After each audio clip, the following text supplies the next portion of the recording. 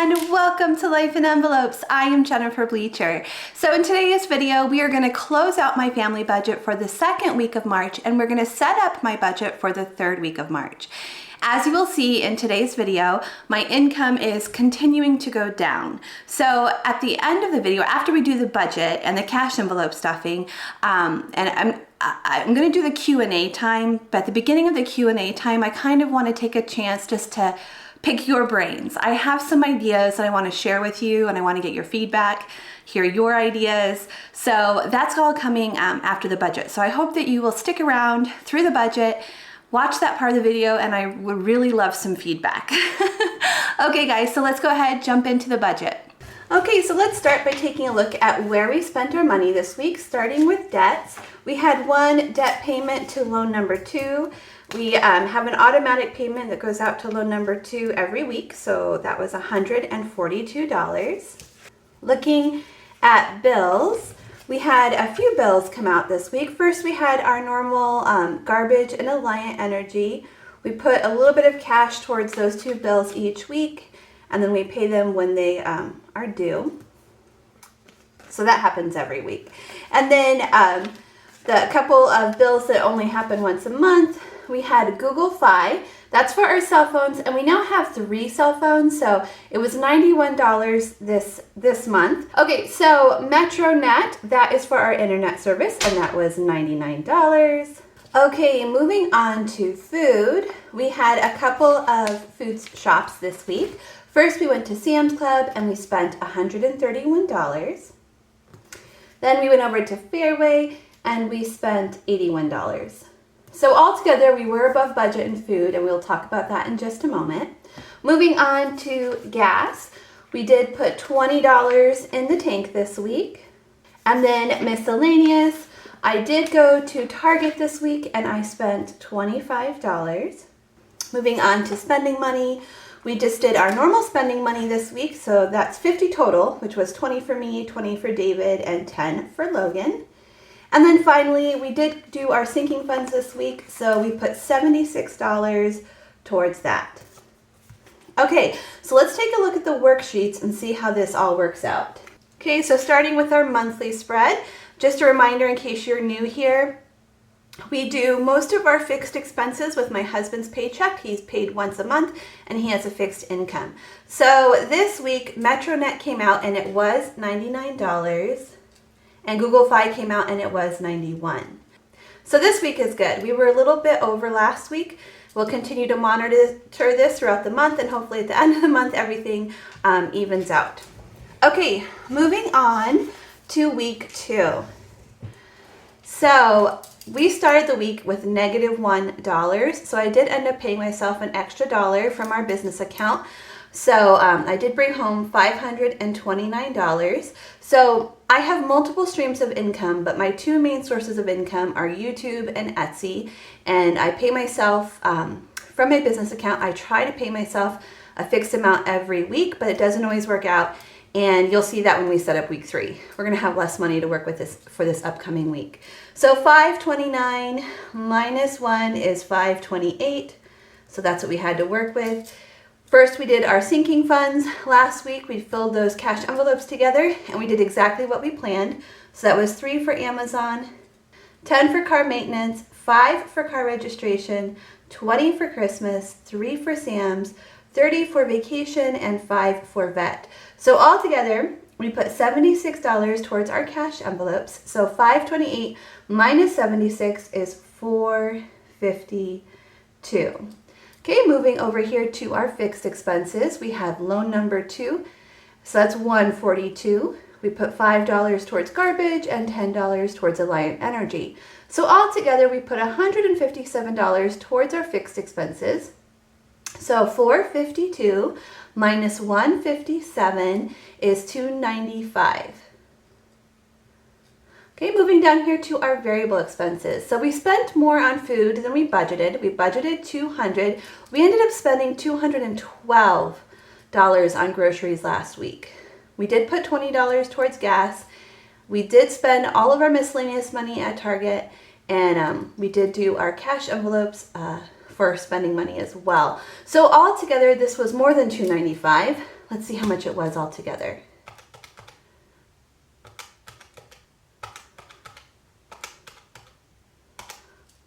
So altogether that was $307.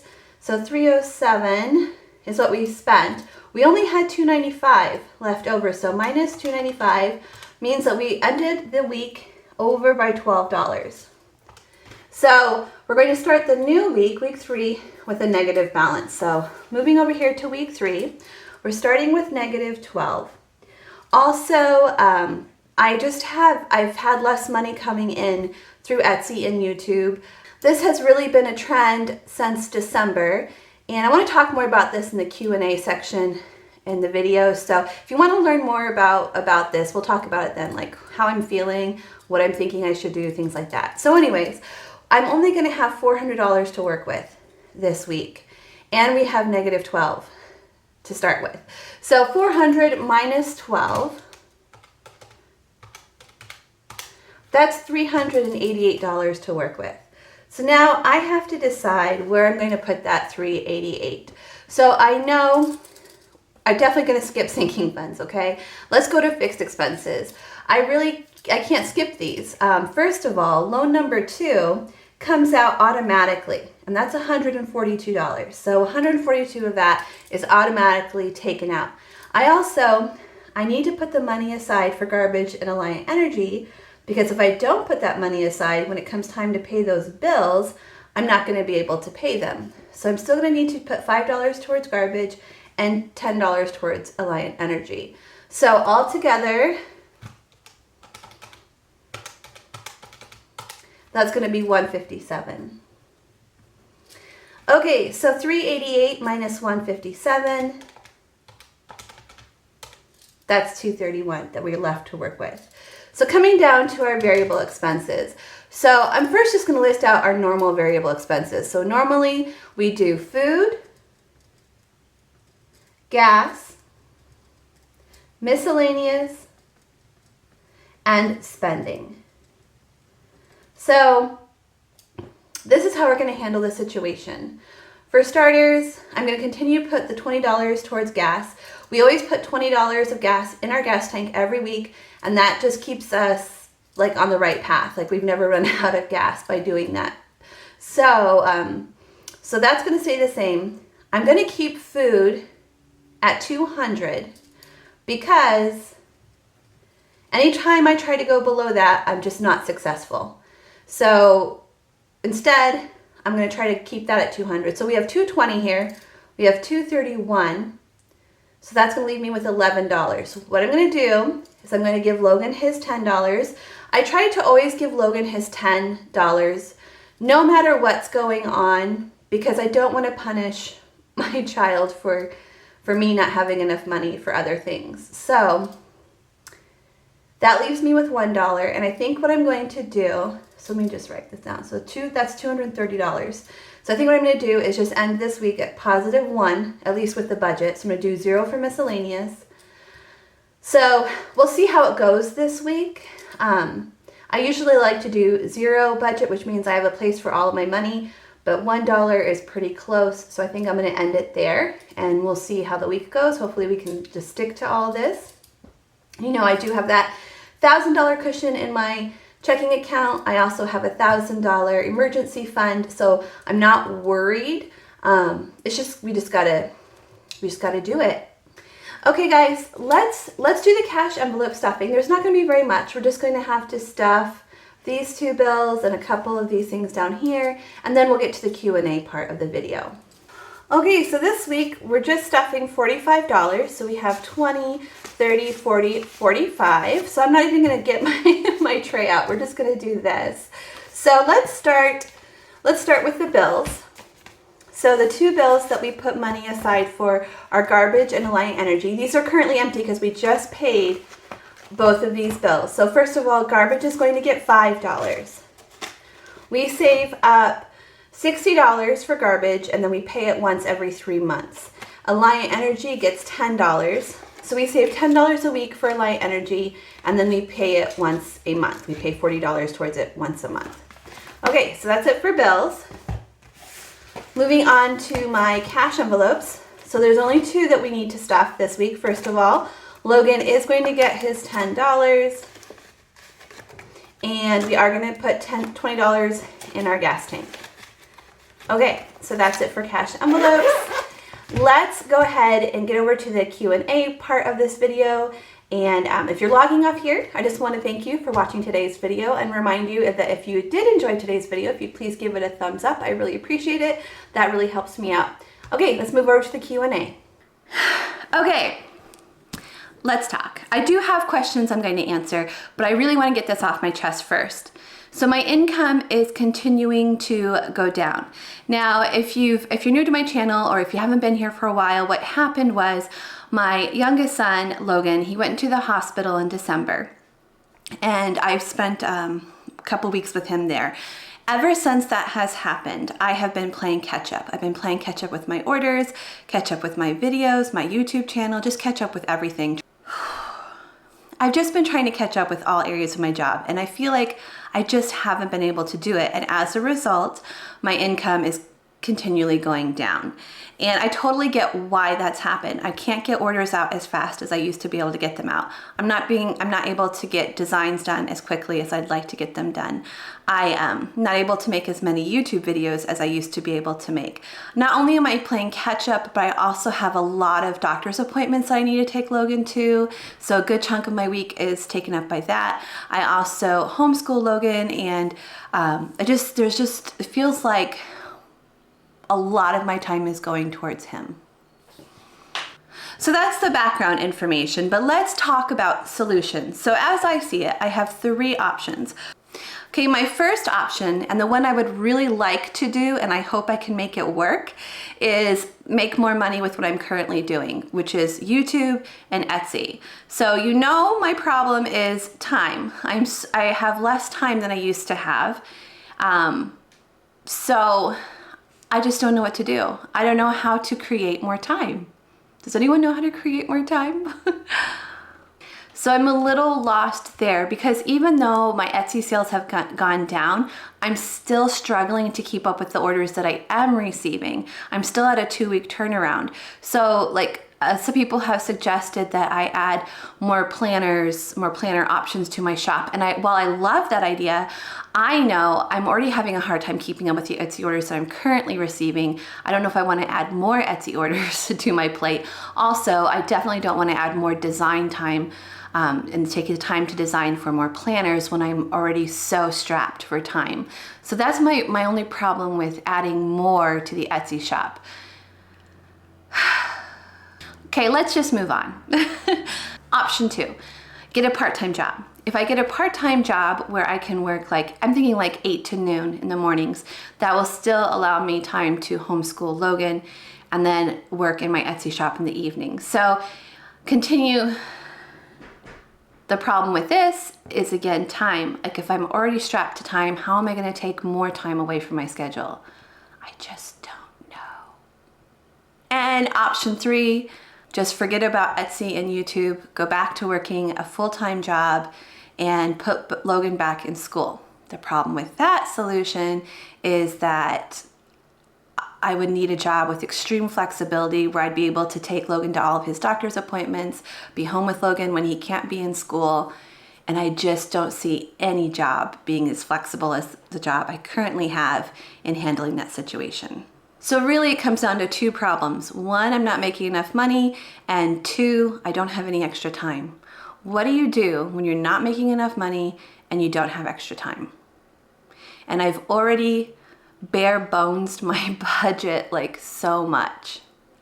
I just don't know. I don't know.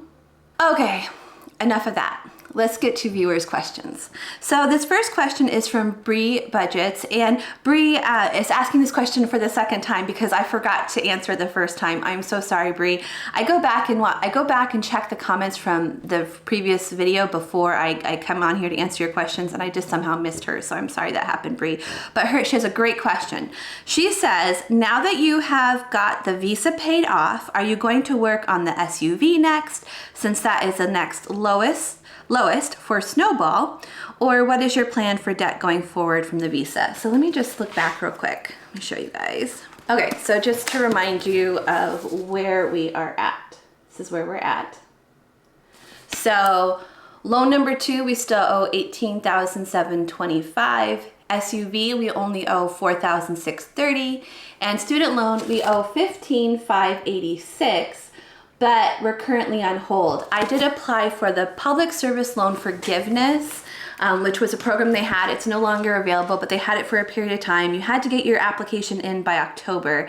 But then there was this whole mess with that other thing about loan forgiveness, and now everything's on hold. So I'm still waiting to hear about that. So this just takes student loan completely out of the equation. That would only leave me with 2 loans, loan number 2 and SUV. So between those two, which one would I rather pay off first? See, I'm not really in a place to start paying off extra debt at this moment in time, but if I had some extra money and I could start paying off something extra, I think I would want to do the SUV first because it's so low. I feel like I get, well, I mean, $4,000 is still a lot of money, but I feel like I could pay that off faster, get that paid off, it'll feel like a great accomplishment, and then I'd be down to 1 loan, loan number 2, and I could put everything towards that. I think that would be good, pay off SUV next. But honestly, first, I have to make more money. I have some extra money to put towards things like this, and second, I would like to get a month ahead on my bills first before I tackle any more debt. Okay, next question is from Lindsay B. And Lindsay, thank you so much. So in her message, she wrote question at the beginning of her message, which made it so easy for me to find that there was a question for me to answer. So thank you for doing that. I really love that you wrote question first and then wrote your question. Are you enjoying using the ERIN CONDREN monthly for budgeting this year? And do you miss anything from the Budget Mom workbook? Okay. Yes, I really enjoy my current setup in the ERIN CONDREN monthly. I think I prefer it to the Budget Mom workbook, but when the Budget Mom workbook comes out, I am going to switch back to that. And the reason why is ease of setup. Like even though I like what I've created here, this is what I've created, and I really like it. This is just a lot of work to set up each month. So I think just because it's easier, I think I'll go back to the Budget Mom.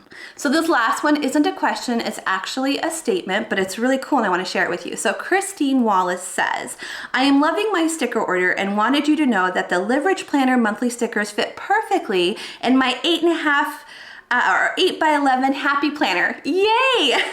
So she said, I was so excited and wanted you to know in case others ask. I appreciate that because people are ask me all the time, like, well, your stickers fit in this kind of planner or this kind of planner. And if I don't have that planner to test it on, I don't know. So if you have an 8 by 11 happy planner, the Leverage Planner monthly stickers will fit in there. So I do need to ask Christine because I make 2 Leverage Planner sizes. I make the full size and the small size. So which one of those fits in that 8 by 11 happy planner? Is it the full size or the small size? Okay guys, thank you so much for watching. Please, if you have some ideas or suggestions, put them below. Don't be offended if I don't actually take your ideas or suggestions, but I need some feedback. I need some ideas. So I am begging for those. Okay guys, that's it. Thank you so much for watching. I will see you again next time. Bye everyone.